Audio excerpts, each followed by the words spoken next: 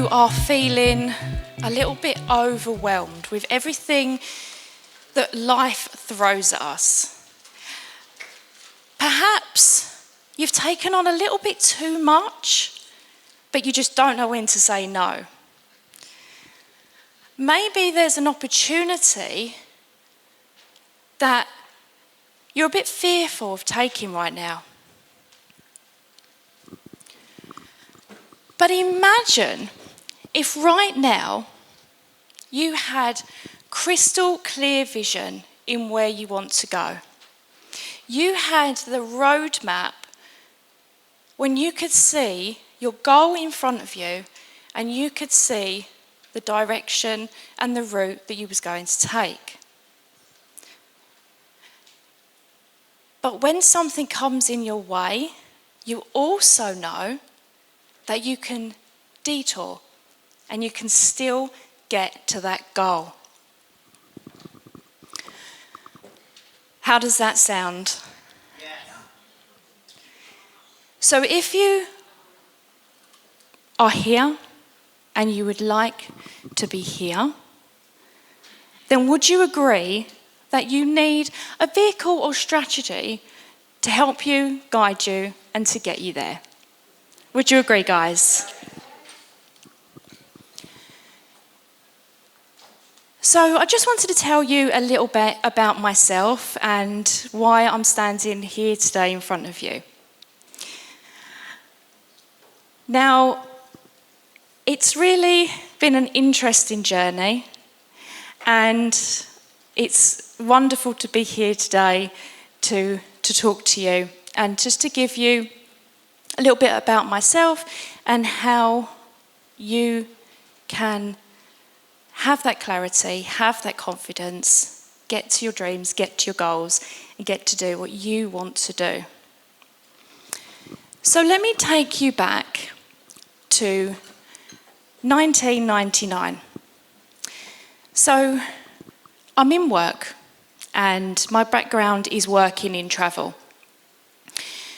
I'm sitting in the office, and there's a big a big window in the front of the shop.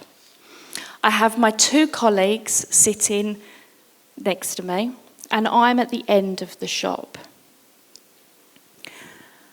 A few stairs up, and you'll see all the brochures along the back wall. Lovely day. The sun is shining through the window. We're doing our work. We're having a chat. You know, working in travel is a really fun job. Two guys walk in. They proceed to walk past the three of us and look at the brochures on the wall. Every brochure you could imagine, from cruises to Europe to worldwide to the UK, every brochure. And they're looking at these brochures. One of the guys then turns round to me and says, "Have you got any brochures?" Now that's the reaction I had at first, until he turned round to me and said, "I've got a gun. Where's the safe?" Now, I knew that morning I had emptied the safe. And my fear was that I was in charge of that shop. I was in charge of these two girls, because when I started on an MVQ. And I don't know if you remember MVQs. You'd go to work and then you would work in a shop or work in an office, and then you would go to college one day a week. But my boss said to me, "Would you like to work full-time? I'll give you more money, give you overtime." I was like, hell yeah. I don't want to go to college. I didn't like school anyway. So I'd put a lot of responsibility on myself. And like the other speakers were saying before, I could have blamed my boss, I could have blamed the situation I was in, or I could blame myself for taking on too much responsibility at a young age. So this guy that asked me about the safe, or told me he wanted the money out of the safe, I stood up and I walked to the safe, knowing that this safe was empty. The boss we'd already banked the money. Then the fear kicked in. What if I get to the safe, there's no money? What's he going to do to me, to the shop, to my girls? I proceeded to walk to the safe and opened it up. Opened it, there we discovered no money in the safe. So then they decided to have a chat amongst themselves. I couldn't hear what they were saying, but I could hear what was going on in my mind, this internal chatter. I could feel my palms getting sweaty, my heart racing, my tummy going, and my legs felt like jelly. Luckily, at that moment, somebody walked into the shop. It spooked them, and they ran off. Have you ever had a time where you've realised that you've taken on too much responsibility, or felt that somebody else has given you too much responsibility and it's time to take a step back? Raise your hands. So 2 years later, I got a job as cabin crew. I loved working in travel, but I wanted to do something a bit different, didn't like working in the office. And I loved the training, and trust me, this was 6 weeks, intensive training. And on the day before we graduated, we had to fly over to Dublin, go on an aircraft, and actually act out everything that we've learned. So all the fire procedures, safety procedures, everything. And what they do is they will open one of the front doors and they will get the slides out, and we had to jump down the slide. We had to experience what it would be like to evacuate all the passengers and jump down that slide. But I'm scared of heights. So I look down the slide, I'm standing at the entrance of the door, and now they've already told us that we could injure ourselves, break our leg. Oh, great, that's really going to help me. And then I heard my trainer, Corinna, if you don't jump down that slide now, you have failed your training, and this is the end of the road for you. This was the job of my dreams. I was looking down this slide and I was thinking, this fear is taking over more than the feeling of having a regret for the rest of my life. I'm always going to have this regret. I just can't do it. Was this the end of the road for me?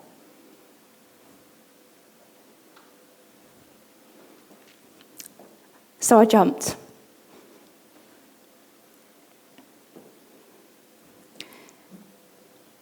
So my question to you is, what is taking over your life? And what regrets have you had for not taking the leap? And what potential regrets are you going to have in the future if you don't make that leap? Now, unfortunately, because of health issues, I was flying for 8 years, and it puts a lot of strain on your body. So I had to give up flying.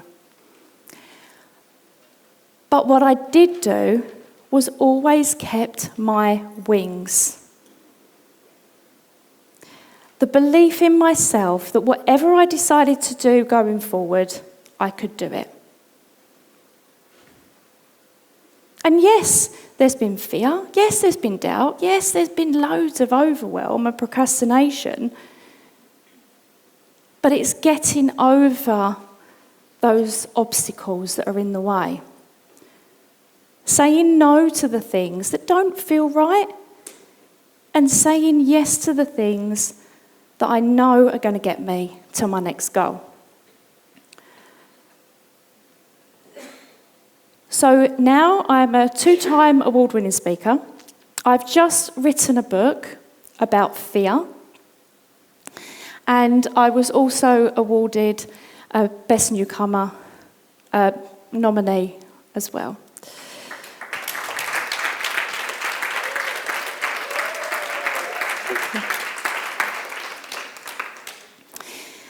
So I decided what I needed to do was put everything that I've put into practice, because I'm not going to stand here and tell you something that I've not implemented myself. And I call this the alignment method. And when I was learning, I was making a lot of mistakes. We all make mistakes. We all get cold feet. And the story of me writing my book, actually, I was interviewed and they asked me, have I got, I think I had to put like 5,000 people on my email list, and, you know, there was all these requirements. And I just went, in my head, I'm thinking, no, I don't have this, I've just started. So I gave them a lower figure, thinking, oh, they're never going to accept me. They're not going to want to interview me. And she said, do you know what? I love your passion. I love what you do. I love what you stand for. I'm gonna put you on this interview as a 21-day sequence. But you have to give everybody a gift. And this is what made me write my book. But yes, I did have doubts. Yes, I did think, who's going to read my book? Who's going to listen to me? But implementing my alignment method, I got the book written. I got it out there. I didn't care what anyone thought about me. The only people I cared about was who this book was going to help. So I've got a few tips. So if you grab a pen and paper, and then I will start. So right now, there are different stages of our lives. We have an opportunity, and sometimes we can sit and procrastinate. Sometimes we settle for what we've got. We're comfortable, and that's good in a way, but sometimes we can be too comfortable. Then we have people who learn a lot, but don't implement. Now, how many of you have been to a workshop, a seminar, and learned loads of great stuff? You were really pumped up, and then you went home and went, that was very nice, put it on the bookshelf, and went back to doing what you do. Yeah, me too. And then we've got motivated for growth, learning, implementing a bit, growing, but then the fear stops us and holds us back. Implementing. So implementing stuff, but maybe not implementing the right things. I don't know if any of you ever have a day where you're busy implementing, but then feel like you haven't got stuff done because maybe you've been implementing the wrong things, or maybe just at the wrong time. And then high flyers. People that are doing really, really well in what they're doing, but then doubt if they're on the right path, they're on the right journey. So if any of these resonate with you, I'm just going to give you a few little tips. So the model that I've created is this, but I don't have time to go through everything. So the first thing that I'm going to go through with you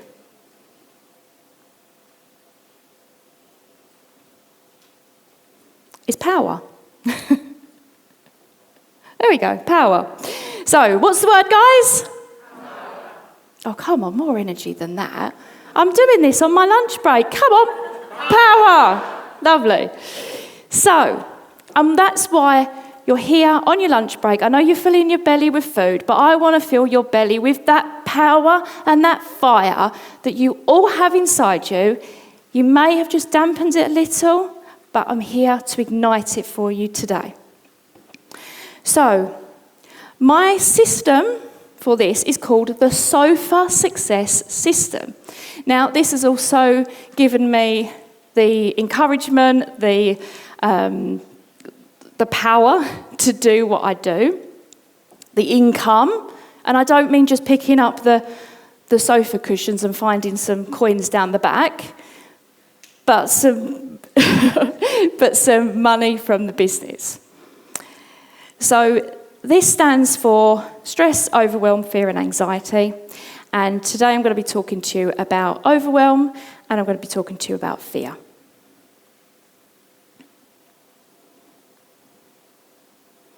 Ooh.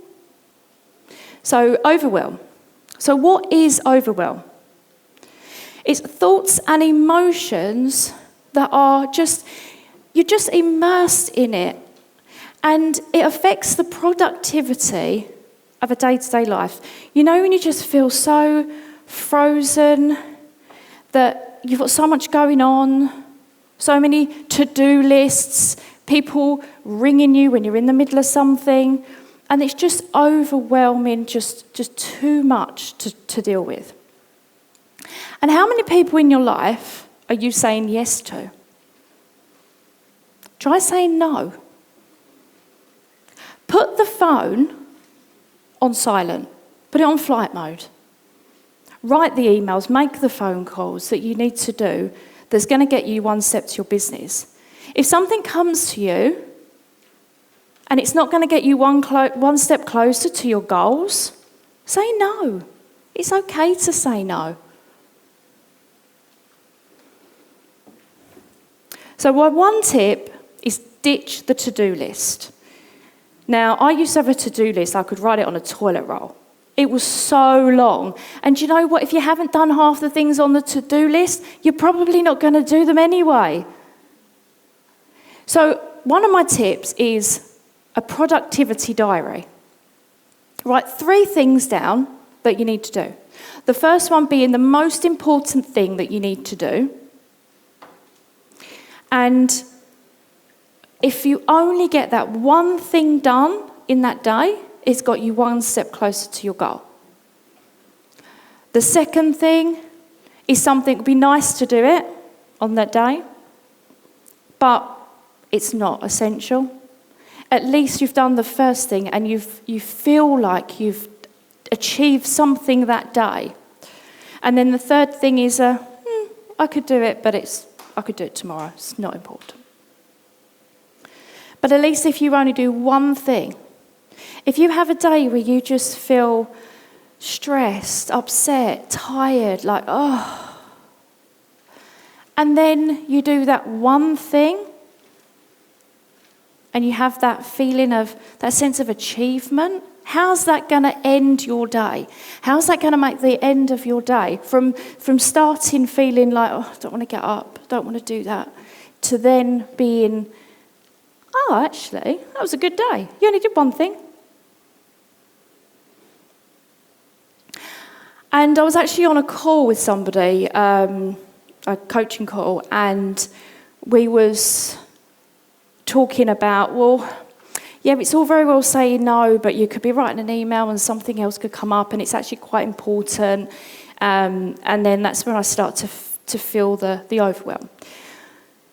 So another tip that I do is if something comes in and you're in the middle of something, so you're writing a really important email, I have a notepad.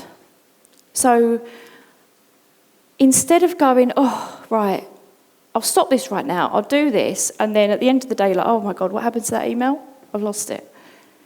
Write the thing down, the new thing, and put a number next to it. Is it important? Does it need to be done as soon as you've written that email? Can it be done later on in the day, or can it be done tomorrow? So put a 1, 2, or 3 next to it. Because I don't know about you, but I'll be in the middle of something, and then I'll remember, oh God, I didn't do that yesterday. Oh, that phone call. Oh, I really should action that. Then you get another email come in. Ping. Oh, now what do they want me to do? But don't action it straight away. Write it down. Put a number of importance next to it. 1, 2, or 3.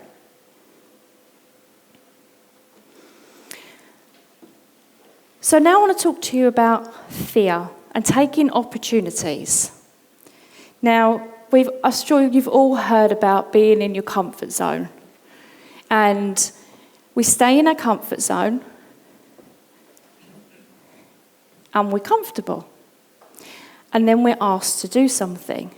So for me, I was asked to write a book. But sometimes we step our toe in the water. And we're like, oh, no. Can't do that. We try again. Oh, no, it's too cold. And then we look again and go, that's quite blue. I could try again. But how about trying it?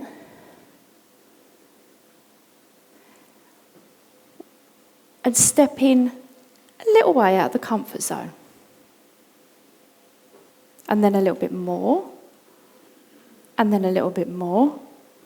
And then by the time you keep on practicing new and exciting things, before you even know it, you're well out of your comfort zone and you're like, wow, my comfort zone is just a small tiny dot now. This is my new comfort zone. I'm learning and I'm growing. And I don't know if you've ever heard the phrase, you can't connect the dots looking forward, you can only connect them looking back. And if you look back on 5, 10 years, you're a much different person now to when you was back then. So some tips about fear is fear is not caused by one event in the past. It's caused by multiple things, and it builds up. We're only born with 2 fears, fear of loud noises and fear of falling. And when we are stressed, and this is why we have to, look after ourselves and look after our state and not feel so overwhelmed. When we feel stressed, that is when fear is enhanced. And I thought this was a really interesting fact about fear, that on average we spend 6 years of our life worrying about things that may or may not happen. Imagine what you could do with that 6 years of your life. And 90% of the things that we fear and worry about don't actually happen. So what are we fearful of? And fear versus excitement. We get the same physical feeling in our body when we're fearful as when we're excited. The feeling in our tummy, heart beating fast, sweaty palms. I had that before I came up here.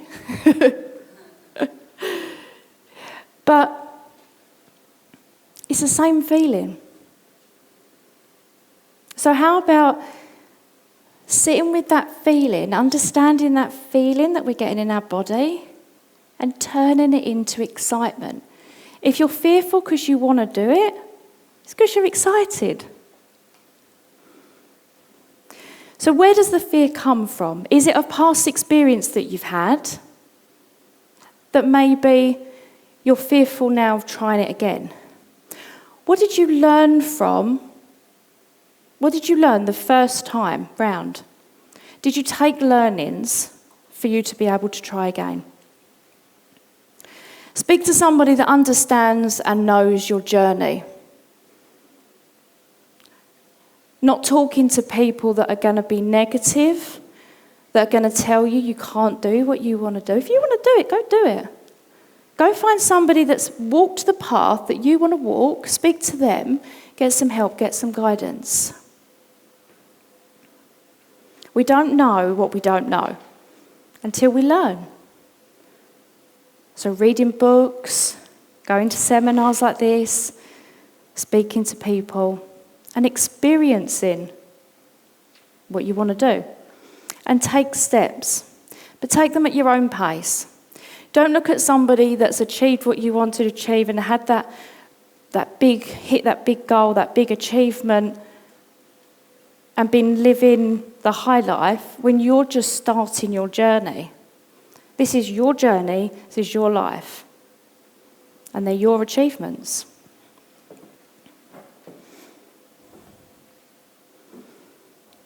And the most important thing is enjoy the journey, because it's your journey. Now, 2 weeks ago today, I decided to test this theory on fear. And a good friend of mine asked me to do something that I'd wanted to do for a long time. And I just thought, oh God. And I thought, well, I've just written a book on fear. Can't exactly say no, can I?